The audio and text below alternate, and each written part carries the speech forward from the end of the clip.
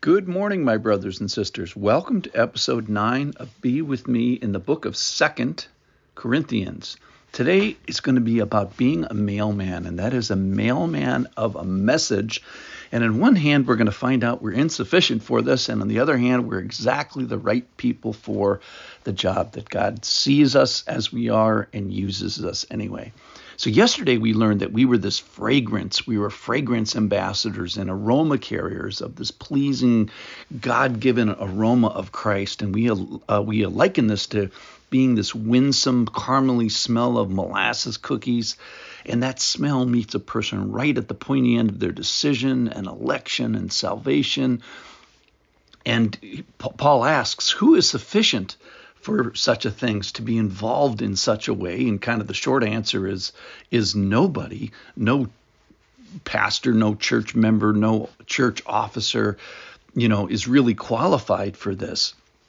Then he says we need to be doing this and involved in this purely with sincerity, but with also his authority, that he's tasked us to this, and ultimately we're going to be accountable. So here's the passage that kind of continues with it today. It's from 2 Corinthians chapter 3, verse 1.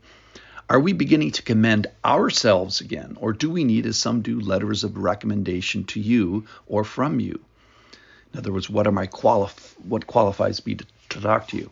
You yourselves are our letter of recommendation, written on our hearts to be known and read by all. And you show that you are a letter from Christ, delivered by us, written not with ink, but with the Spirit of the living God, not on tablets of stone, but on the tablets of human hearts.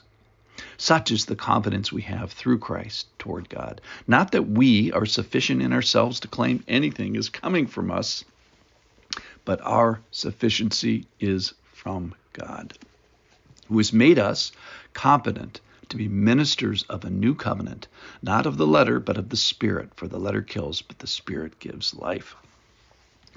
So the metaphor here today is that you guys, you Corinthians, are our letter of recommendation, of interest. It's a letter that happens now in present tense, but also there's this sense that this letter is going to be left behind. So you have been written by Christ, by the Spirit of God, and it says that we're not the writers of the letters, but we are the deliverers. We are the mailmen of this letter. It's the ink of the Spirit that writes upon our hearts. So this is a pretty clear reference to Jeremiah chapter 31, verse 33. But this covenant that I will make with the house of Israel after those days, declares the Lord, I will put my law within them, and I will write it on their hearts, and I will be their God, and they shall be my people. And no longer shall each one teach his neighbor and each his brother, saying, Know the Lord, for they shall all know me. From the least of them to the greatest, declares the Lord. For I will forgive their iniquity, and I will remember their sin no more. And this is the day, this new covenant day, where God writes his promises and his passion upon the hearts of people. This is the day that the Spirit has been waiting for, and we get to be involved in it. We get to be mailmen of this.